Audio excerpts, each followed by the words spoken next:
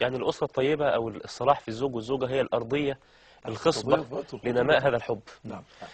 طب الواحد بيحب مراته، يعني هو مش عارف هو بيحبها لله ولا مش بيحبها في الله. هو بيحبها جدا، وهي بتحبه جدا جدا دكتور حازم، بس هي مش عارفه هي بتحبه في الله ولا لله ولا بتحب حب هو عاطفي. في ازواج مخلصين جدا يعني. كان يعني احد الزملاء يعني، بس هو صيدلي يعني، كان اتخرج فراح يشتغل في صيدليه في يعني في ازواج وحياته كلها مراته يعني، فراح يشتغل في صيدليه في احدى القرى يعني البعيده يعني.